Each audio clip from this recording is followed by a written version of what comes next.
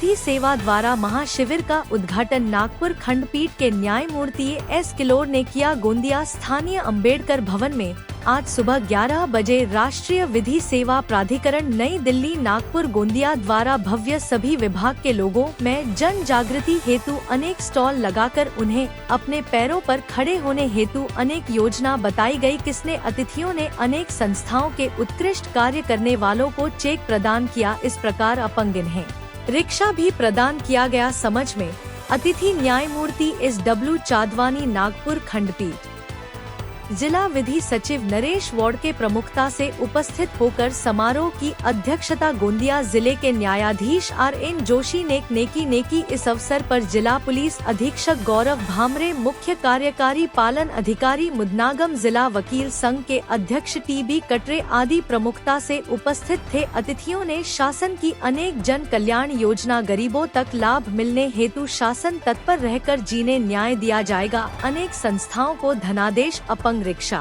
प्रदान भी किया गया। अनेक योजना गरीबों तक पहुंचाने हेतु विस्तृत से बताया गया। सभी अतिथियों का सत्कार भी किया गया। सतीश पारधी की रिपोर्ट।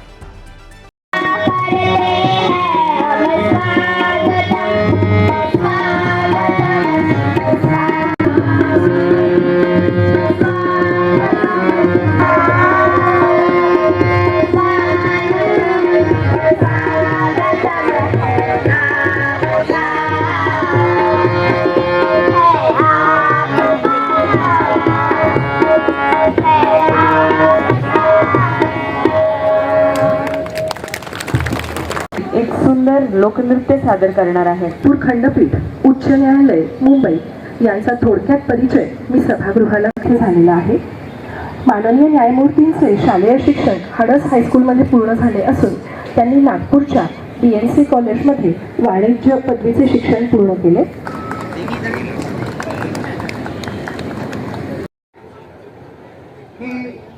भारत एक जल कल्याणकारी राष्ट्र है। भारत के संविधान में नागरिकों के हितों की सुरक्षा तथा कल्याणों का प्रावधान है। लोगों के हितों की रक्षा तथा कल्याणों की जवाबदारी संविधान में केंद्र शासन और राज्य शासन के ऊपर डाली गई है।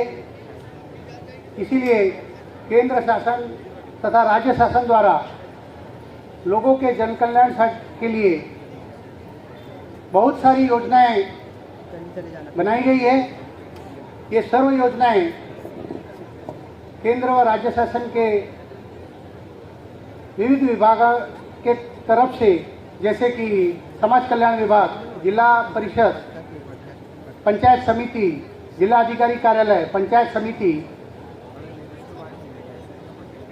कृषि विभाग, वन विभाग इत्यादि विभागों द्वारा कार्यान्वित की जाती है। लाभार्थी तक नहीं पहुंच पाता आणि संविधान में दिया गया उद्देश्य पूर्ण हो नहीं पाता। प्रति जागरूकता न होने के कारण गरीब व वंचित वर्ग इस योजनाओं का लाभ नहीं ले पाता। सेवा प्राधिकरण सर्वोच्च न्यायालय दिल्ली इनके निर्देशानुसार ये आज का महाशिविर आणि सहायता मेळावा आयोजित किया गया है कि श्रमिक, कृषि मजदूरों, दिव्यांग व्यक्तियों, महिलाओं, युवाओं, वरिष्ठ नागरिकों, बेघर और पिछड़े वर्गों के लिए कल्याणकारी योजनाओं से जोड़ना, उनकी समस्याओं का समाधान करना, उन्हें कानूनी अधिकारों के बारे में विविध जानकारी देना। इसके अतिरिक्त बालकों की शिक्षा, पोषण, रोजगार से संबंधित समस्याओं का समाधान करना और उन्हें उचित मार्गदर्शन करना भी इस शिविर का उद्देश्य है। भरण पोषण एवं कल्याण अधिनियम 2007 लागू किया है। इस कानून का मुख्य उद्देश्य माता पिता और वरिष्ठ नागरिकों को उनकी संतान या वारिसों से उचित भरण पोषण प्राप्त करना। पिता को उनके बेटे या बहू द्वारा प्रताड़ित किया जाता है तो वे उप विभागीय अधिकारी के पास आवेदन कर सकते हैं। की व्यवस्था, स्वास्थ्य सुविधाएं उपलब्ध कराना तथा उपेक्षा या उत्पीड़न करने वाले के विरुद्ध कार्रवाई करने का प्रावधान है। असा कोणता कार्यक्रम आयोजित करतो तेव्हाही सर्व विभागाचे फार कमी वेळेला असं होतं की सर्व विभाग त्याच्यात सहभागी होतो.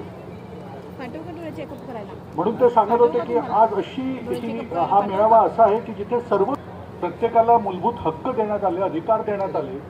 पाहतो की त्या शेवटच्या व्यक्तीपर्यंत याबद्दल माहिती नाही आहे किंवा राहतोय.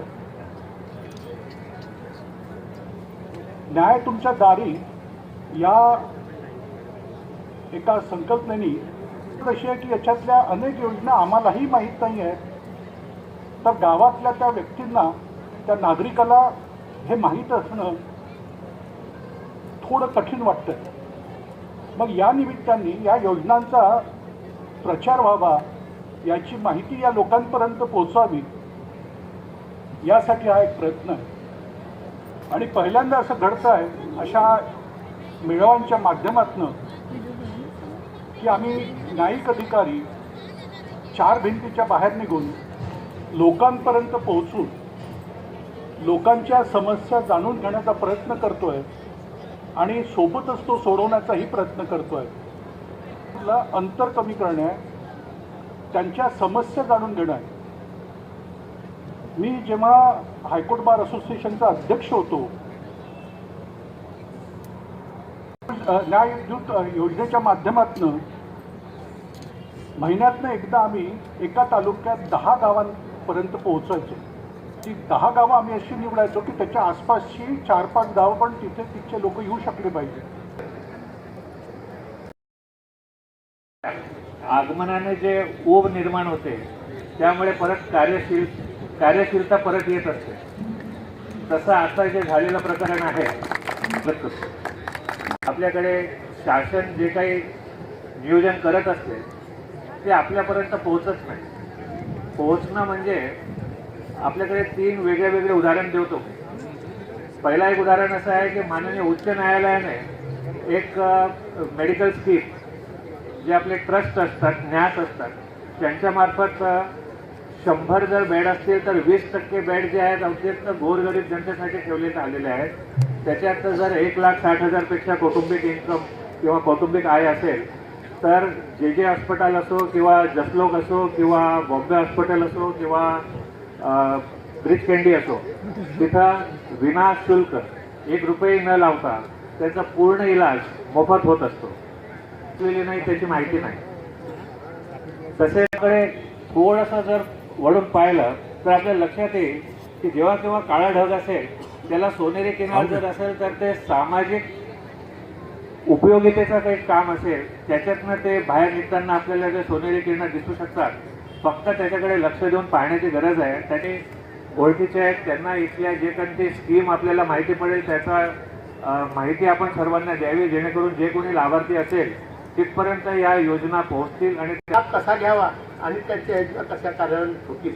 अधिकरण नवी दिल्ली तथा महाराष्ट्र राज्य उच्च न्यायालय मुंबई यांच्या निर्देशानुसार जिल्हा विधी सेवा प्राधिकरण यांच्यातर्फे आणि शासकीय यंत्रणा यांच्या संयुक्त विद्यमाने आजच्या हा महाशिबिर महामेळावा आयोजित केलेला आहे. प्रदर्शन होत आहे, वस्तूंचे वाटप सुद्धा होणार आहे. साहेब आज या पटांगणात दाखल झालेले आहेत. उद्घाटन म्हणून स्वागत करतो. त्याचिका केला जनमंचद्वारे आणि ते जमिनीशी जुळलेले आहेत. परंतु आता आम्हाला अशी एक हस्ती मिळाली की त्यांच्याजवळ आम्ही केव्हाही जाऊ शकतो न्याय मागण्याकरता. त्याद्वारे आम्हाला न्याय सुद्धा मिळाला. गोंदियाची विस्तारित ब्रिटिश पूर्ण झाली सर.